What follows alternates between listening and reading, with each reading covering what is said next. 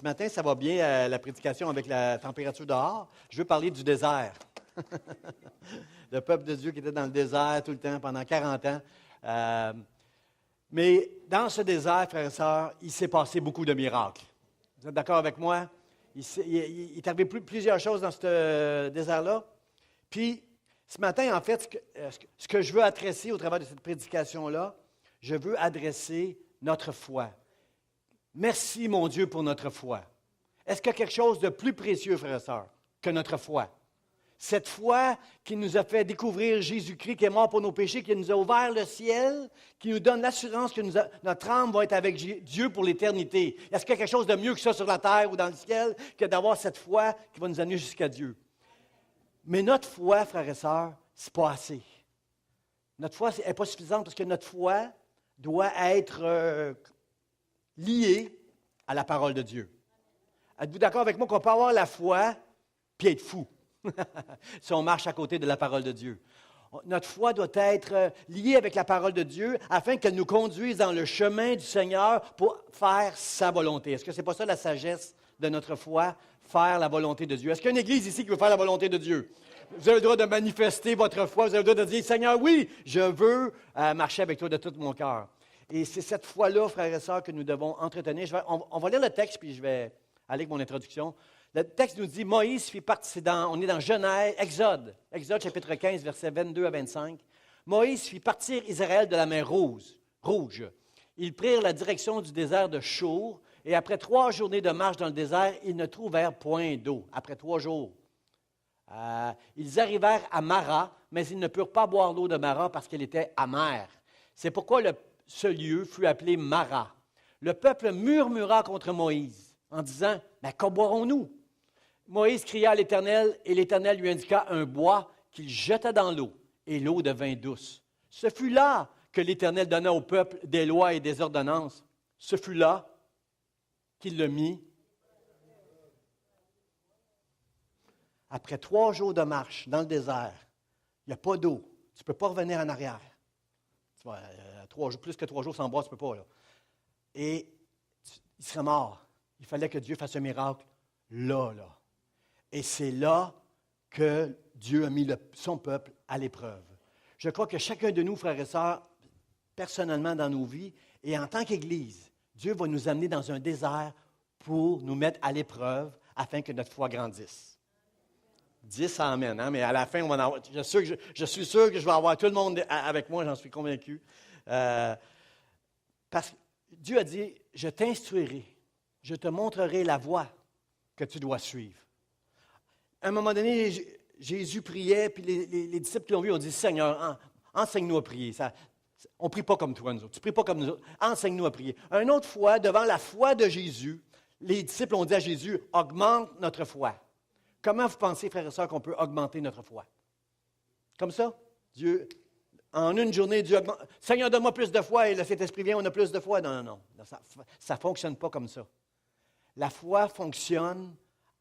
L'école de la foi, frères et sœurs, c'est une école où on va apprendre, où notre foi va être éprouvée. Où on va traverser des déserts pour que notre foi révèle le niveau de la foi que nous avons, puis on a des choix à faire. On a des choix à faire dans le désert, soit être comme ce peuple qui a décidé de murmurer pendant 40 ans, ou de réaliser que là, je suis dans un désert, mais c'est vers Dieu que je vais crier. Je vais arrêter de me plaindre. Je vais arrêter de murmurer. Mais je vais regarder vers Dieu, puis Dieu va m'aider. Amen. 1 Pierre, chapitre 1, verset 7, qui va apparaître à l'écran, nous dit ceci. Pierre nous enseigne sur la foi. Il dit, afin que l'épreuve de votre foi, notre foi qui est plus précieuse que l'or périssable, puis là, en parenthèse, ça dit, qui cependant est éprouvée par le feu, ait pour résultat la louange, la gloire et l'honneur lorsque Jésus-Christ apparaîtra. Frères et sœurs, quand Jésus-Christ va apparaître, on va tous courber le genou devant lui, puis de lui donner l'honneur, la gloire et la louange. Vous êtes d'accord avec moi? Mais ce que Pierre nous dit, c'est différent. Pierre nous dit, avant même que Jésus apparaisse, dans notre cheminement avec Dieu, dans notre foi, au travers des déserts et des difficultés, des épreuves qu'on va rencontrer, Est-ce qu'on va être capable, lorsque Jésus apparaîtra, qu'on dise de chacun de nous, à Dieu la louange, à Dieu la gloire et à Dieu l'honneur pour la vie que le pasteur Charlie a eue au moment où il était au milieu du désert dans des difficultés? Comprenez-vous l'importance dans nos vies qu'on puisse donner la gloire à Dieu, la louange et l'honneur lorsque les gens nous regardent? 10 amen, peut-être 8, mais je n'ai pas fini. Qu'est-ce que je vous dirais? Si on est honnête, lorsqu'on est dans le désert, on est frustré. Lorsqu'on est dans le désert, lorsque notre foi est éprouvée, lorsqu'on traverse des difficultés, on est frustré parce qu'on souffre bien souvent, puis le silence de Dieu trouble notre âme, n'est-ce pas? On se sent bien seul quand on traverse des déserts et des difficultés, puis notre âme, elle est toute troublée. Mais ce que je veux vous enseigner ce matin, c'est que dans le désert, nous allons avoir une révélation plus grande sur nous-mêmes et sur Dieu, si on marche avec lui. On aura une plus grande révélation de Dieu dans le désert. Je prends par exemple Marie. Marie qui, à un moment donné, son frère Lazare est mort. Jésus est venu vers Lazare, puis il a dit à Marie, « Ton frère va ressusciter. » Qu'est-ce que Marie répond? Marie connaît la théologie. Elle connaît la théologie. Elle dit, « Ah, je le sais, Jésus. Mon frère va ressusciter au dernier jour. Le jour de la résurrection, au dernier jour, il va ressusciter. » Elle a juste oublié qu'elle est en face de celui qui dit, « Je suis la résurrection et la vie. » Que quand je dis, « Ton frère va ressusciter », je peux le ressusciter là. Elle était juste aveuglée par sa théologie. Elle avait une révélation de Dieu moins grande de ce que Dieu voulait lui enseigner. Et au travers de Jésus-Christ, Jésus lui a rappelé en disant devant elle, Lazare sort, qu'il est effectivement la résurrection et la vie, qu'il n'y a rien que Dieu ne peut pas faire, frères et sœurs. Il n'y a rien que Dieu ne peut pas faire, je vais le dire encore, il n'y a rien que Dieu ne peut pas faire. Il y avait une Samaritaine qui était très impressionnée par Jésus à un moment donné, puis elle dit, « Jésus, Seigneur, c'est où qu'il faut adorer? Est-ce que c'est à Jérusalem, comme les Juifs, ou c'est sur la montagne que nous, on va adorer les Samaritains? » Jésus lui a répondu, « Nous adorons ce que nous connaissons. » Comprenez-vous, mon frère, ma sœur, que ta foi doit connaître Dieu. Ta foi doit connaître la volonté de Dieu. Dieu doit permettre que ta foi se développe au point où tu vas t'appuyer complètement sur lui. Il peut t'amener très loin. Ça va faire mal. Et là, on a toujours le choix de se débattre dans le désert, dans l'épreuve, de murmurer, de trouver des coupables ou de dire, « Seigneur, tu es avec moi. Je ne crains rien car tu es avec moi. » OK, je comprends que ce n'est pas un sujet facile. Là. Vous avez le droit de dire « ouch » des fois, là, mais soyez avec moi ce matin. Aidez-moi à prêcher ce matin. Dans le psaume 95, ça dit qu'ils ont passé 40 ans au désert. Je vais vous le citer, je ne l'ai pas à l'écran. Ils ont passé 40 ans au désert à m'éprouver, quoiqu'ils avaient vu mes œuvres. Ils ne me connaissaient pas. Et à cause de ça, ils n'entreront pas dans mon repos. Comprenez-vous que le but de l'épreuve, le but des déserts dans nos vies, le but de toute cette souffrance, ces choses difficiles, c'est qu'on puisse connaître vraiment qui est Dieu. Parce qu'on a une théologie qui est fragile si notre théologie n'est pas ancrée dans la parole de Dieu. Si on n'a aucune connaissance de la parole de Dieu, on va croire ce que tous les prédicateurs vont nous dire. Et si vous êtes un amateur, si vous allez d'une réunion à l'autre, si vous écoutez beaucoup Internet, vous allez être mélangé. Vous allez être dans la confusion parce que vous allez entendre toutes sortes de choses. C'est important, mon frère, ma soeur, que tu connaisses Dieu, que tu connaisses sa parole pour faire la volonté de Dieu dans ta vie. C'est là que Dieu veut t'amener. Il veut t'amener à le connaître pour que tu puisses l'aimer et marcher dans ses voies. Job, avec toutes les souffrances qu'il a connues, à un moment donné, a maudit le jour où il est né. Je maudis le jour où je suis né. J'aurais aimé mieux être un avorton, j'aurais aimé mieux ne jamais connaître la vie. Job n'a pas péché, frères et sœurs. Il ne dit pas ça aux gens autour de lui, il dit ça à Dieu. Il dit ça devant Dieu. Dieu n'a jamais dit qu'il avait péché. Il était honnête avec Dieu. J'aurais aimé mieux ne jamais connaître la vie avec toutes ces souffrances-là. Là. Tu m'as tout enlevé, Dieu. Là. Je souffre, Dieu, puis je ne comprends rien là-dedans. Ça me semble tellement injuste. Et à la fin de ces épreuves, qu'est-ce que Job va dire? Job va dire, je reconnais, je l'ai écrit quelque part, je reconnais que tu peux tout. À la fin de son épreuve, alors que Dieu a fait plein de choses pour lui, avant il voulait mourir. À la fin, je reconnais que tu peux tout. Voyez-vous la transition? Avant que Dieu se révèle à son cœur d'une manière vraie, pas comme lui pensait qu'il connaissait Dieu, mais la manière vraie, avant ça, dans le fond, il ne pensait pas que Dieu pouvait tout. Parce que dans toutes les épreuves qu'il a traversées, Dieu n'était pas là. Dieu il a tout enlevé ce qui faisait sa joie, son bonheur. Dieu n'était pas là. Mais à la fin, il dit, je reconnais que tu peux tout. Mon oreille avait entendu parler de toi, mais maintenant, mon œil te voit, je te connais, Dieu, maintenant. Je te connais. Je pensais que je te connaissais et il a fallu que je passe au travers de toutes ces choses pour réaliser combien je te connais et je te loue et je vais te louer jusqu'à la fin de mes jours.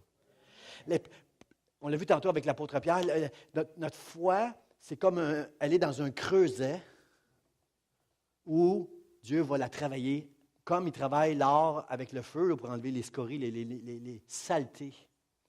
Si vous êtes honnête, vous allez comprendre vite dans vos cœurs qu'il y a beaucoup de saletés. Et dans le creuset, Dieu travaille nos cœurs pour enlever toutes les saletés, pour qu'on puisse, lorsque Jésus apparaîtra un jour, à un moment donné qu'on ne sait pas quand, que notre vie puisse donner à lui la louange, l'honneur et la gloire. Parce que nous aurons connu qui est Dieu et on se sera soumis à tout ce que Dieu aura voulu dans nos vies. Comprenez-vous, frères et sœurs, que dans le désert, dans l'épreuve, on va avoir le bénéfice de faire une désintoxication religieuse. Désintox. On a besoin d'une désintox religieuse. On croit des choses qui ne sont pas vraies, frères et sœurs. Savez-vous qu'il y a des gens qui croient que... Il y a des gens ici, là, puis ailleurs, qui croient que si je suis un vrai chrétien, il n'y a rien de mal qui peut m'arriver. Rien ne peut m'arriver.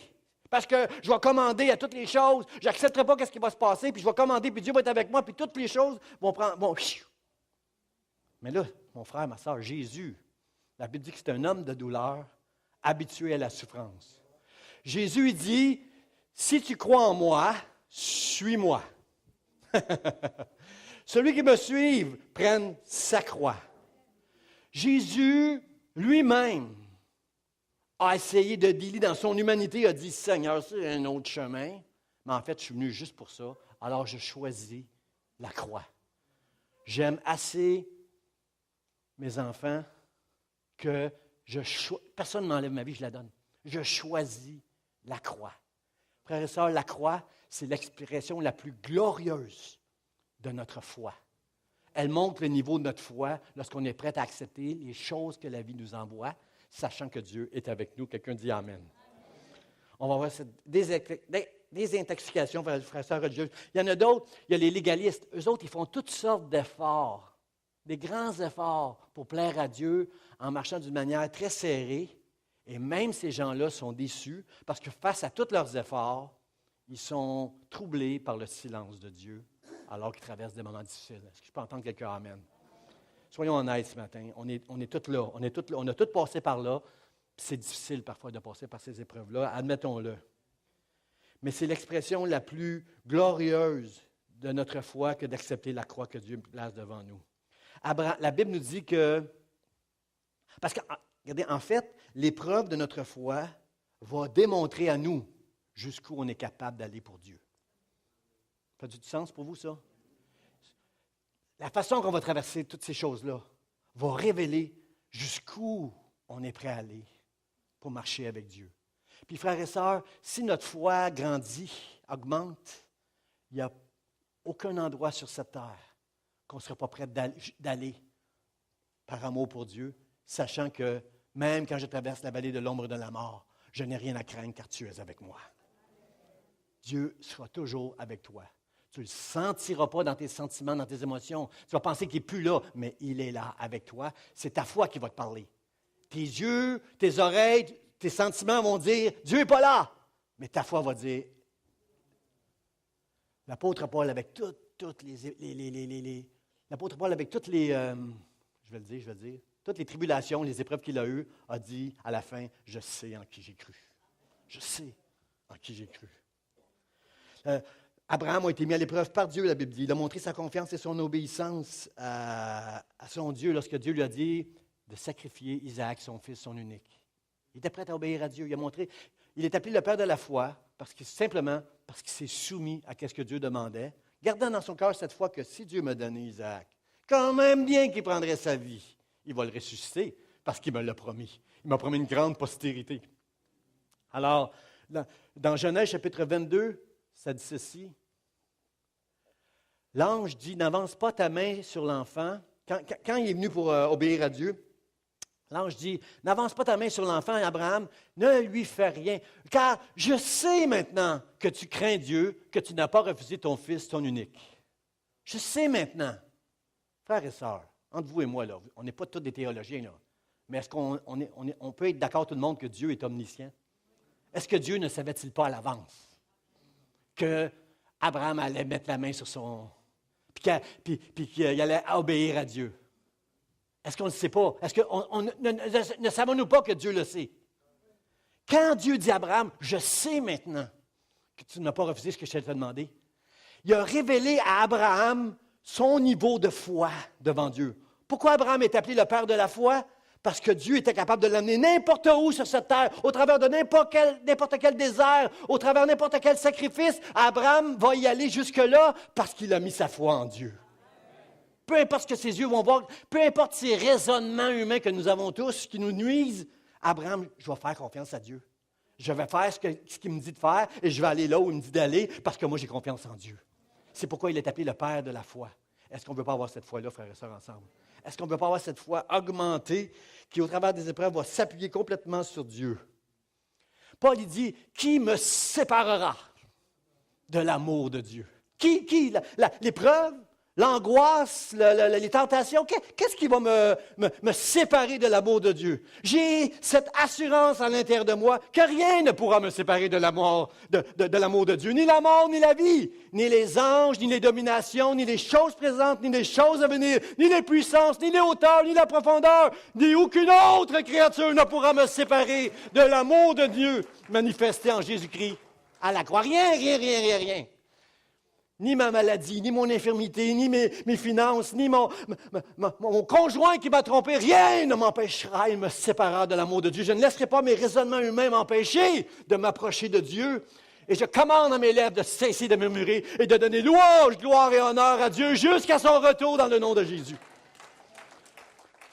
Mon premier point, frères et sœurs, c'est Dieu qui nous conduit dans le désert. C'est Dieu qui nous conduit là. Moïse fit partir Israël de la mer Rouge. Ils prirent la direction du désert de Chour. Et après 3 journées de marche dans le désert, comprenez-vous qu'on dit 2 fois dans le désert dans ce texte-là? C'est Moïse qui est fait partir dans le désert. Et après 3 jours de marche dans le désert, ils ne trouvèrent point d'eau. Combien comprennent qu'on est dans un moment critique, là? Tu ne peux pas vivre longtemps sans eau. J'ai déjà passé plusieurs jours sans manger parce que j'en trouve ça très dur à jeûner, parce qu'ils aiment beaucoup manger. On peut passer beaucoup de jours sans manger, mais on ne peut pas passer plus que 3 jours sans boire, on va mourir. Ceux qui ont été retrouvés en Haïti, quand il y a eu le grand tremblement de terre, des semaines après, c'est parce qu'il y avait de l'eau autour là où ils étaient tous coincés sous les décombres. Tu ne peux pas passer des semaines sans boire. Là, c'était un moment vraiment critique. Ils seraient morts s'il n'arrivait pas un miracle. Comprenez-vous, frères et sœurs, que ce n'est pas Moïse qui les a emmenés dans le désert? Est-ce que vous connaissez assez les Écritures pour comprendre que Moïse, c'est un homme de Dieu qui ne prend pas des décisions de lui-même? Ce n'est pas Moïse qui a pris cette décision, on va aller dans le désert. Ce n'est pas Moïse qui a pris cette décision-là. Est-ce que vous êtes d'accord avec moi? C'est Dieu, au travers de Moïse, qui a conduit le peuple dans le désert. Amen. Vous êtes avec moi ce matin. Je suis content. On doit dire « ouch ». C'est Dieu qui nous conduit dans le désert. Nous, on pense que c'est le diable, on prie contre le diable. Dieu nous conduit dans le désert. Il conduit des églises dans le désert. Il conduit des hommes et des femmes dans le désert pour nous amener dans le creuset, pour nous purifier notre foi, pour qu'on puisse s'appuyer sur Jésus seulement et aller partout où il va nous dire sans crainte, parce qu'il sera avec moi. Amen. Merci Seigneur, vous êtes avec moi, C'est Dieu, ce n'est pas Moïse. J'aurais la crainte, moi, en tant que pasteur, d'amener l'Église dans une direction qui viendrait de mon humanité, comprenez, de ma chair, de moi. Moïse dit, je ne ferai pas un pas, Seigneur, si tu n'es pas avec nous. Moïse avait la crainte de Dieu. Alors, comprenez que la décision de Moïse, ça venait de Dieu. C'est Dieu qui les a conduits là. Ça devrait nous encourager que moi-même, quand je suis dans un désert, c'est Dieu qui a permis ça. C'est Dieu qui m'a conduit là parce qu'il veut faire quelque chose avec ma foi. Il veut augmenter ma foi pour que je puisse me tenir pour lui et lui donner toute la louange, l'honneur et la gloire quand Jésus, son Fils, va revenir. Frères et sœurs, le désert, c'est l'histoire du peuple de Dieu. On a une histoire dans Exode, ça a duré 40 ans, cette histoire-là. 40 ans dans le désert pour son peuple, pour passer du point A au point B, de l'esclavage jusqu'au pays promis, 40 ans dans le désert, où il y a un peuple qui n'a jamais rien compris. Il y a un psaume qui dit « J'ai eu cette race-là en dégoût pendant 40 ans. » Je ne veux pas entendre ça, moi, de ma vie. Qui va entendre ça quand Jésus va apparaître? J'ai eu cet homme-là, cette femme-là en dégoût pendant 40 ans. On ne veut pas entendre ça. Frères et sœurs, on a un choix dans le désert, de se plaindre, de murmurer, de trouver des mauvaises cibles au lieu de se regarder nous-mêmes. Puis de dire à Dieu, Seigneur, moi, c'est avec toi que je vis ma vie, puis je vais la finir. Puis où tu m'amèneras, j'irai. Comme celle qui a suivi Naomi. Comme Ruth, j'aime ce premier message que j'ai prêché, je m'en souviens encore. Quand Ruth, la Moabite, a dit à Naomi, partout où tu iras, j'irai. Est-ce que ce n'est pas ça qu'on veut faire avec Jésus, frères et sœurs? Dans les bons jours, puis dans les mauvais jours aussi. Dans la santé, dans la maladie. Quand toute bagaille va bien, puis quand tout va mal, on veut suivre Jésus. Amen, amen. Tout le monde a dit amen à ça. C'est l'histoire du peuple de Dieu, le désert, frères et sœurs. C'est l'histoire de Jésus. Quand Jésus a commencé son ministère, où l'Esprit a amené Jésus? Dans le désert pour y être tenté, éprouvé. Et ce que Adam et Ève ont manqué, Jésus, lui, ne l'a pas manqué. Il n'a pas laissé l'orgueil que Satan lui a présenté le dévier de sa mission. Et il a triomphé. Et parce que Jésus a vaincu le monde et les lieux célestes, nous pouvons avoir aussi cette confiance que nous allons vaincre le monde aussi. Pas en s'appuyant sur notre force orgueilleuse, en s'appuyant sur Jésus-Christ, qui au travers de nous va nous rendre vainqueurs de n'importe quoi. Quelqu'un dit n'importe quoi. Dieu va me rendre vainqueur de n'importe quoi.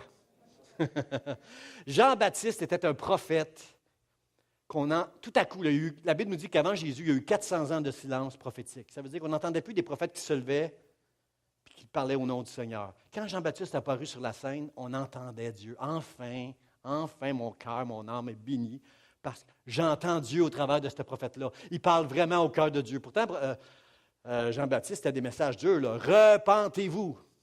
Repentez-vous parce que le royaume de Dieu est proche. C'était des messages qui étaient durs, mais les gens entendaient Dieu au travers de Jean-Baptiste. Et où les gens allaient s'ils voulaient entendre Jean-Baptiste? Ils allaient dans le désert. Tu ne pouvais pas trouver Jean-Baptiste ailleurs que dans le désert. Frère et sœur, le désert est quelque chose d'important. Puis il criait dans le désert, « Je suis la voix qui crie dans le désert, préparez un chemin pour le Seigneur. » Est-ce que tu comprends, mon frère, ma sœur, que ce matin, que dans le désert, à l'école de la foi, dans l'épreuve dans ta vie, Dieu est en train de préparer un chemin pour le Seigneur dans ta vie. Et pas juste pour toi, mais pour tous les gens autour de toi, qui vont regarder ta vie et qui vont dire, « Wow, je connais cette femme-là, moi. Comment elle peut passer au travers de ça? » En allant à l'église le dimanche, en louant son Dieu, en étant fidèle à Dieu. Comment elle peut faire ces choses-là? Comprenez-vous qu'on est en train d'engendrer des enfants dans la foi? Au ciel, on va être surpris pour toutes les personnes qu'on va voir parce qu'on a marché dans la foi et que dans notre vie, avant notre mort ou avant le retour du Seigneur Jésus-Christ, notre vie aurait été pour la louange, la gloire et l'honneur de notre Dieu, de notre Seigneur. J'aime vos amen. J'aime vos amen parce que je suis là, moi. C'est ça que je veux dans ma vie. Je ne dis pas que ça va être facile. Je dis juste que je veux aller là dans ma vie. Dans ce monde, frères et sœurs, il y a trop de bruit. Il y a trop de voix qui s'élèvent. Il y a trop d'influence. On est influencé, qu'on le veuille ou non, on est influencé par tout ce qui prend place autour de nous. Ce n'est pas au milieu d'un party qu'on va entendre Dieu. Il y a beaucoup de musique dans ce monde, il y a beaucoup de divertissement, il y a beaucoup de choses pour nous éloigner de ces déserts dans lesquels Dieu veut nous conduire. Mais c'est important, frères et sœurs, d'avoir des moments dans notre vie où on va rentrer dans notre chambre, on va fermer la porte, puis on va être tout seul avec le Seigneur. Puis dans le désert, on va dire, « Seigneur, c'est pas bien, je ne suis pas heureux, je souffre dans mon âme. » Puis je vais laisser, Job dit même, je vais laisser l'amertume de mon âme parler, mais la Bible dit qu'il n'a jamais péché avec ses lèvres parce qu'il était juste devant Dieu, il était honnête avec Dieu. Est-ce qu'on peut être honnête avec Dieu? Parfois, on nie notre propre état devant Dieu, au lieu juste, alors que Dieu connaît nos cœurs. Juste être honnête devant Dieu, aller devant lui. À un moment donné, Moïse va voir Pharaon, puis avec toute l'onction de Dieu, il dit, Dieu dit, laisse aller mon peuple pour qu'il aille au désert, ça va apparaître. Laisse aller mon peuple pour qu'il célèbre au désert une fête en mon honneur. Comprenez-vous que si on veut célébrer Dieu, c'est super. Ici, ce matin, là, C'est le temps. C'est le temps le dimanche matin de louer et de célébrer Dieu parce qu'on est tous ensemble des enfants de Dieu. Nous avons toute cette liberté. Parfois, on est tellement timide. Nous avons toute cette liberté à louer et adorer Dieu de tout notre cœur pour tout ce qu'il a fait pour nous. Explose. Frères et sœurs, moi, les premières fois que je viens dans l'Église, j'ai dit, ils sont fous. Ils sont fous de la façon qu'ils louent et adorent Dieu. Mais en même temps, ça a été un instrument. Toute cette louange, cette adoration, cette liberté que les gens prenaient a été un instrument pour me conduire qu'il y a un vrai Dieu. Ces gens-là, ils ne sont pas là juste pour la frime. Ils sont en train de louer et d'adorer le seul vrai Dieu qu'on a adoré ce matin. Alors, c'était pour moi un chemin, une indication qu'il y a vraiment un Dieu quelque part. Ces gens-là au départ, je les trouvais fous, mais à un moment donné, ils ont touché mon cœur et je suis devenu un fou de Dieu, comme le pasteur Réal, pour le louer et l'adorer de tout mon cœur. Frères et sœurs, puis l'affaire, c'est que c'est au désert, j'ai souligné au désert. Comprenez-vous que c'est là que Dieu veut nous amener pour qu'on puisse le connaître, le célébrer, l'adorer. Pas au milieu des parties, pas au milieu de tous les hommes et les femmes, mais dans le désert. Regardez qu'est-ce que le Pharaon dit. Beaucoup plus tard, parce qu'il y a eu des plaies entre les deux là, que Dieu est obligé de faire pour libérer le peuple. Il dit, OK, à un moment donné, il a fléchi, il dit, je vous laisserai aller pour offrir à l'Éternel, votre Dieu, des sacrifices dans le désert. Seulement, vous ne vous éloignerez pas en y allant. Comprenez-vous, frères et sœurs, que le diable ne veut pas qu'on aille qu'on s'éloigne, loin de tous les bruits, de toutes ces voix qui s'élèvent, de tous les médias, du divertissement, de tout ce qui prend place autour de nous. Dieu ne veut pas qu'on s'éloigne de ces choses-là. Le diable ne veut pas qu'on s'éloigne loin dans les déserts pour aller trouver Dieu, par crainte que Dieu puisse nous parler, alors qu'on va le louer puis le célébrer, puis prendre du temps avec lui, loin de toutes ces choses-là. OK, vous ne m'avez pas compris ici, je pense. Je l'ai mal dit, je me reprends ici, là. Je vais me reprendre ici. Si Pharaon dit « ne vous éloignez pas », c'est parce qu'il a compris le danger de suivre Dieu dans le désert, parce que c'est là qu'il va nous parler. La Bible dit, c'est là qu'il les mis à l'épreuve, c'est là qu'il leur a donné les lois et les ordonnances. Parce que c'est là qu'on peut entendre Dieu dans le désert. Amen. Amen. C'est là qu'on peut entendre Dieu dans le désert. Mon deuxième point, frères et sœurs, est-ce que vous êtes prêts à aller plus loin avec moi, plus en profondeur? Ma question ce matin à chacun de vous, comment goûte ton eau? Comment goûte ton eau à toi? Parce que, frères et sœurs, c'est frustrant, là. 3 jours dans le désert, conduit par Moïse. Au départ, les gens de dire « Ouh, Dieu nous conduit quelque part. Yes, sir! » Ils ont vu tous les prodiges que Dieu a fait. Ils sont en route vers Mara. Personne, ils mangent la manne tous les jours. Comprenez, Dieu pourvoit tous les besoins, là. Ouh, super! Après 3 jours de marche, il n'y a pas d'eau. Puis l'eau qu'on trouve n'est pas bonne à boire. C'est du poison. Alors ça, c'est frustrant. Quand dans ta vie, tu es dans un désert, puis des fois, ça dure longtemps, les déserts, puis qu'il arrive quelque chose de super, de bien, là, ils ont vu l'eau au loin. Ils devaient courir à un moment donné pour aller vers l'eau. Dans ta vie, c'est comme un désert, c'est une épreuve, c'est une souffrance. Puis là, quelque chose commence à bien aller, tu as l'impression que, oh, Dieu est en train de faire quelque chose. Enfin, je vais sortir du désert. Après ça, on n'a pas compris. Il y a quelque chose qu'on n'a pas compris. On veut juste sortir du désert. Si lorsqu'on est encouragé par une petite chose que Dieu va faire au milieu du désert. Puis, l'eau, il ne peut pas boire l'eau de Mara parce qu'elle était amère. Frère et sœur, c'est frustrant. Ils avaient soif. Ils peuvent 3 jours de marche en arrière, c'est fini, on va mourir. Il faut que Dieu fasse un miracle. Comprenez-vous que ça devait être amer de boire cette eau qui était amère. Comprenez-vous que pas seulement leur corps, mais leur âme était complètement bouleversée parce que cette eau-là était amère. Frères et sœurs, quand tu es dans un désert, puis les gens te regardent autour de toi, est-ce que vous êtes d'accord avec moi que des gens autour de nous, ils n'ont pas l'air de chercher Dieu du tout, mais à l'intérieur d'eux, ils cherchent. Il y a plein de gens autour de nous. Avant qu'on devienne chrétien, là, on n'avait pas l'air des gens qui cherchaient Dieu. Peut-être quelques-uns, là, mais on n'avait pas l'air vraiment des gens qui cherchaient Dieu. Puis, pourtant, on cherchait. Dieu nous a créé chaque personne avec la pensée de l'éternité, la Bible dit. Il y en a qui s'enfouissent dans la religion, dans des sectes, dans la science, dans toutes sortes d'affaires, dans toutes sortes de trucs. Mais tout le monde en nous, on a une soif pour l'éternité, pour le spirituel. Puis il y a des gens autour de nous qui cherchent, qui ont soif de Dieu. Ma question ce matin, c'est plate quand tu as soif de prendre de l'eau qui n'est pas bonne à boire. Mais quand les gens qui ont soif de Dieu regardent ta vie, est-ce qu'ils vont boire de l'eau qui est bonne ou est-ce qu'ils vont boire de l'eau qui est amère? Ça, c'est ma question. Comment goûte notre eau, frères et sœurs? Même Job admettait que son amertume, quand il parlait avec Dieu, à cause de tout ce qu'il traversait. Frères et sœurs, soyons honnêtes, on va avoir de l'amertume à un moment donné dans notre vie quand on va traverser des déserts, c'est sûr. Le truc, c'est de ne pas pécher avec cette amertume-là. Pour que nos vies soient à la louange, à l'honneur et à la gloire de notre Seigneur Jésus-Christ. Regardez une bonne définition de l'amertume.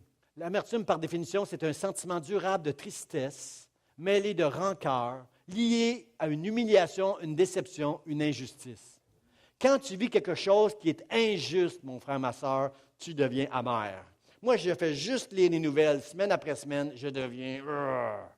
Quand je regarde les peines qu'on donne, des peines bonbons, à des gens qui mériteraient de payer pour leur peine, ça me frustre. Il y a beaucoup d'injustice autour de nous, frères et sœurs, et cela me rend amer, mais je sais qu'un jour, Dieu va juger toutes choses. Amen. Je crois que c'est le psaume 73 où le psalmiste dit « Ah, Seigneur, les injustes, ils vont bien, eux autres, ils mangent, ils ont de l'argent, ils n'ont pas de problème, eux autres. » Dieu dit au psalmiste « Ouais, mais regarde à la fin. Qu'est-ce qui arrive à eux, puis qu'est-ce qui va t'arriver à toi à la fin de tes jours. Regarde ça pour t'encourager, parce que la fin, une vie, c'est 75 ans, mais l'éternité, c'est ça qui est plus important. Alors Dieu, je veux être un témoignage pour toi, puis je veux que les gens, lorsqu'ils vont boire à mes eaux, puissent épancher leur soif de Dieu, de Jésus-Christ. Je me souviens, ma sœur qui a accepté le Seigneur une année avant moi. Ma sœur Louise avait une vie, je vais la protéger, je vais la bénir, un peu légère. Elle était un peu rock'n'roll, ma sœur Louise. Tant haut, tant mieux. C'était léger sa vie. J'étais plus sérieux qu'elle. Moi, j'avais la crainte. Il y a des affaires que je ne voulais pas toucher parce que ma mère m'avait instauré une crainte. J'avais des valeurs que ma mère m'avait installées. Ça, tu ne fais pas ça, tu ne fais pas ça. OK, maman. Mais ma soeur était plus légère, on va dire ça comme ça. Puis, à un moment donné, elle a donné sa vie à Jésus. Elle a commencé à fréquenter une église, touchée par l'amour, par la parole de Dieu. Et pendant un an, elle a marché dans les voies du Seigneur. Et c'est ça qui m'a convaincu, un jour, de donner ma vie au Seigneur. Parce que je voyais qu'il y avait quelque chose en elle qui était sérieux tout à coup. Ça m'avait bouleversé. Elle était sérieuse. Je parlais avec mon cousin, qui était un peu plus, lui, intellectuel, puis il me disait « Oh, Jean, ta sœur, c'est juste un trip avec Dieu. » Mais moi, je connaissais ma sœur plus que mon cousin. Je savais que ce n'était pas juste un trip, qu'elle était devenue sérieuse. Tu peux triper, mais tu n'es pas sérieux. Elle était sérieuse dans son engagement avec le Seigneur. Et 33 ans plus tard, 25 ans au service des enfants à l'éducation chrétienne. 33 ans plus tard, elle tripe encore avec le Seigneur. Et moi, je veux dire, et ça m'a touché, ça m'a bouleversé, et ça a fait que j'ai donné ma vie au Seigneur Jésus-Christ. Parce que la soif que j'avais a été épanchée avec ma sœur. Jésus n'a-t-il pas dit que celui qui a soif vienne à moi? Des fleuves d'eau vive couleront de son sein. Est-ce que des fleuves d'eau vive coulent, frères et sœurs? Est-ce qu'il y a des fleuves d'eau vive qui coulent de vous, pour abreuver les gens autour de vous qui regardent votre vie? Je l'espère de tout mon cœur. Ésaïe a dit, vous tous qui avez soif, dans Ésaïe 55, il dit, vous tous qui avez soif, venez, j'ai de l'eau pour vous. J'ai de l'eau pour vous. Alors ma question ce matin, toi, moi, est-ce qu'on a de l'eau à donner qui ne sera pas amère? Merci pour vos amen. Dernier point, frères et sœurs. Crie à Dieu seul. Moïse cria à l'Éternel et l'Éternel lui indiqua un bois qu'il jeta dans l'eau et l'eau devint douce. Merveilleux miracle de Dieu. Dieu a fait un miracle en transformant avec un petit bout de bois que Moïse a lancé dans l'eau. L'eau s'est adoucie, elle est devenue douce. Merci Seigneur pour ce grand miracle. Mes frères et sœurs, je vous ai lu un texte tantôt qui disait « Moi, j'ai eu cette race en dégoût pendant 40 ans. » Des incrédules qui murmuraient tout le temps contre Dieu. Et ici, Dieu dit à Moïse, jette un bois dans l'eau et l'eau devint douce. Pensez-vous que c'est pour eux que Dieu a fait ce miracle-là? Ce n'est pas pour eux. C'est pour Caleb et Josué. C'est pour les enfants qui vont entrer dans le pays promis. C'est pour vous et moi qui avons la foi en Dieu que Dieu a fait ce miracle-là. adoucir au milieu du désert où tu peux pas t'enfuir. Il les a pas emmenés ailleurs surnaturellement comme Enterprise, là. Il aurait pu faire ça, Dieu. Il les a laissés dans le désert et il a fait un miracle dans le désert. Et ça m'encourage, frère et sœur, que quand je vais traverser dans des déserts, il est possible que mes déserts soient adoucis par le miracle de Dieu. Avec un bout de bois lancé dans l'eau, l'eau est devenue bonne à boire, Dieu est capable de faire un miracle dans mon désert, dans ton désert. Quelqu'un dit Amen. Est-ce que vous croyez ce matin que Dieu peut faire ce miracle-là? C'est pour nous qu'il a fait ce miracle-là. Et la Bible nous dit, Moïse cria à l'Éternel. Cria, j'aime ce mot-là, crier.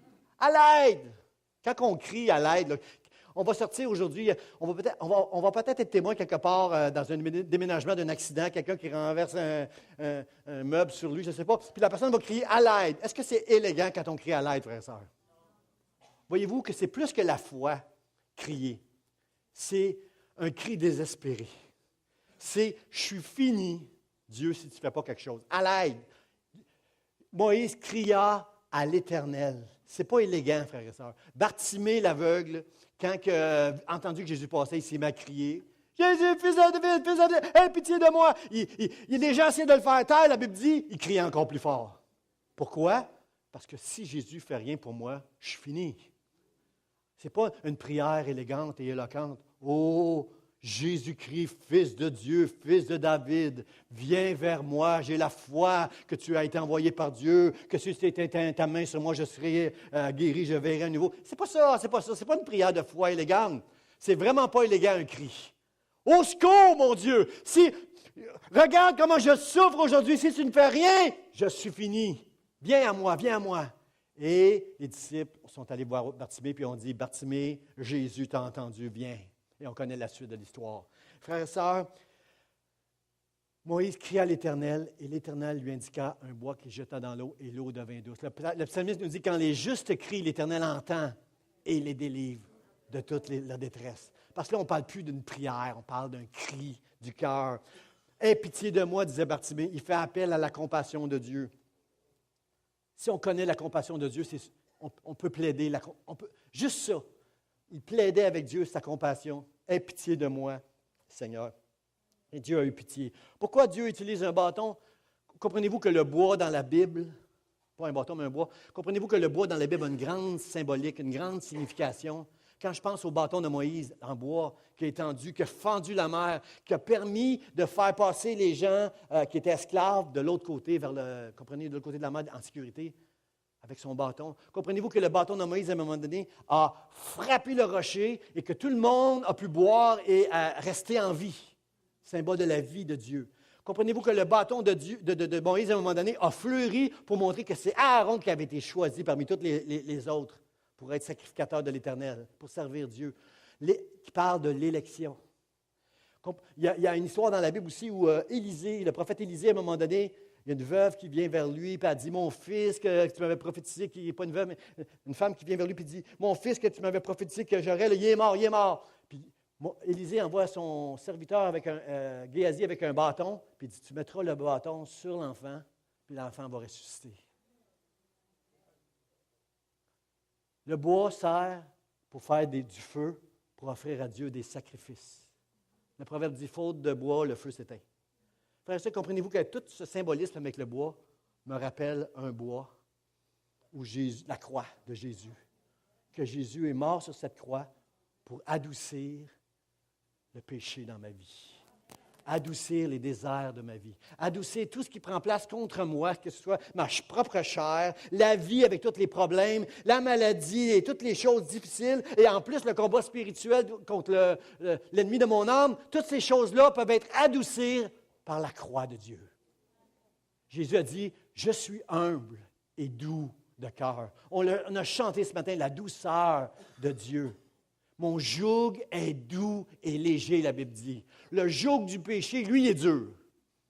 Mais le joug de Jésus, il est doux puis il est léger. Frères et sœurs, c'est toute la signification que ce bois prend place, frères et sœurs. Il brise l'esclavage. Il apporte la vie. Il nous rappelle que nous sommes ses élus, frères et sœurs, et qu'un jour, nous connaîtrons la résurrection. Quand même qu'on sera mort si on croit en Jésus, il va nous ressusciter. j'invite les musiciens pour terminer. On va terminer avec un chant, frères et sœurs, mais juste avant, on va entrer dans une prière. Dans le mot de la fin, la Bible dit, le peuple murmura contre Moïse en disant, que boirons-nous? Combien comprennent que c'était la mauvaise cible, Moïse?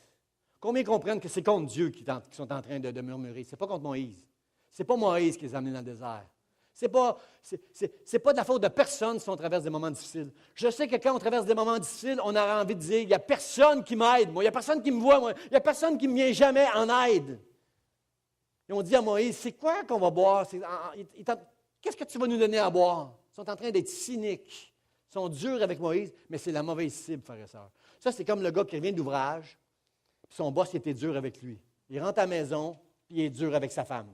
Puis là, sa femme est dure contre les enfants. Puis là, il y a un des enfants que le chien passe devant lui, il kick le chien. C'est la faute du chien. On cherche toujours un coupable, au lieu juste de se regarder nous-mêmes. Quand ça va mal, puis Seigneur, des fois, ça peut être un péché qui nous amène dans un désert, puis il faut s'évaluer. Je vais vous dire quelque chose, frères et sœurs. La parole de Dieu, là, on l'aime. Est-ce que vous aimez la parole de Dieu, frères et sœurs? On l'aime, la parole de Dieu. C'est Dieu qui parle. On l'aime. On l'aime jusqu'à temps qu'elle se mêle de nos affaires.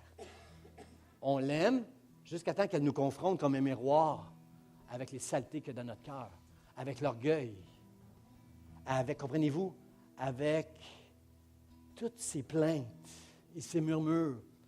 C'est à cause de lui, c'est mon fils, il ne vient pas m'aider, c'est à cause du pasteur, il n'est pas là, on m'oublie. Comprenez-vous, on va trouver toujours des raisons pourquoi Dieu ne fait pas la job. On n'ose pas dire, « Oh, Dieu, c'est toi », on n'ose pas dire ça. Mais si on s'en va seul avec lui, puis comme Job, on est honnête et on rouvre notre cœur devant lui, « Seigneur, je ne dis pas que c'est de ta faute, mais je sais que ce désert-là, c'est toi qui m'as conduit là. Qu'est-ce que tu veux me montrer? Qu'est-ce que tu veux me dire? Parce que moi, je veux changer. » C'est là, dans le désert, qu'ils ont été mis à l'épreuve et qu'ils ont reçu la loi et les ordonnances. Ils étaient capables d'entendre Dieu, là, dans le désert. Est-ce que tu es capable ce matin, mon frère, ma soeur, de dire, Seigneur, je veux t'entendre. Je vais arrêter de trouver des cibles pour blâmer tout le monde. Je veux t'entendre, Seigneur. Ce matin, j'aimerais qu'on réalise une chose. J'ai gagné ce matin en tant que prédicateur, j'ai gagné quelque chose de grand. Si on peut réaliser ce matin que l'épreuve, l'école de la foi, l'épreuve dans le désert, c'est une grâce de Dieu. J'aurais aimé plus d'heures, mais je donne une chance. Je sais que ça fait mal. Je sais qu'on aurait envie de dire « ouch », là. Mais l'école de la foi, le désert dans nos vies et dans l'Église pour nous amener quelque part, c'est une grâce de Dieu. Parce qu'elle va nous changer, nous transformer, nous rendre juste, augmenter notre foi au point qu'on va être capable de suivre Dieu jusqu'où il va aller. Puis s'il nous amène jusqu'à la croix, ça va être « Tu veux que je me rende jusqu'à la croix, Dieu? » Amen. Parce que si toi tu veux m'amener là, c'est pour la louange, la gloire et l'honneur de ton nom.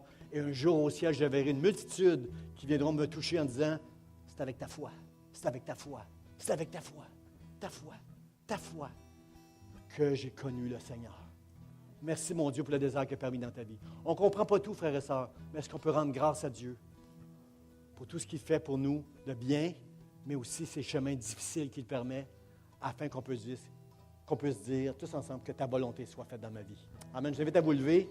On va faire une prière, puis on va rentrer dans un chant d'adoration pour terminer cette réunion. Et si vous êtes d'accord avec moi, vous direz un grand Amen à la fin. Seigneur notre Dieu, on veut te dire merci ce matin. Même pour les déserts dans nos vies, Seigneur. Même pour l'épreuve. L'école de la foi, c'est une école qui est difficile, Seigneur, mais c'est la seule qui peut nous montrer le niveau de notre foi afin que tu puisses nous amener à aller là où tu veux qu'on aille, Seigneur, sans limite. Il n'y a pas de limite, Seigneur, lorsque notre foi te fait confiance en toutes choses. Merci à l'avance, Seigneur, pour tout ce que tu vas faire dans chacune de nos vies, pour l'Église Vie d'Espoir, pour ma maison, pour moi, Seigneur. Merci pour l'avance, pour qu'est-ce que tu vas faire, Seigneur. Et je veux te donner la gloire, Seigneur, et la louange, et l'honneur. Je veux que mes eaux puissent goûter bonnes, Seigneur, lorsque les gens auront soif, afin que lorsque Jésus revienne, ma vie puisse t'avoir donné, ma vie puisse t'avoir honoré. Je prie ce matin au nom de Jésus-Christ. Aide cette Église, aide chacun de nous Amen, amen, amen. Amen. Malgré toute notre fragilité.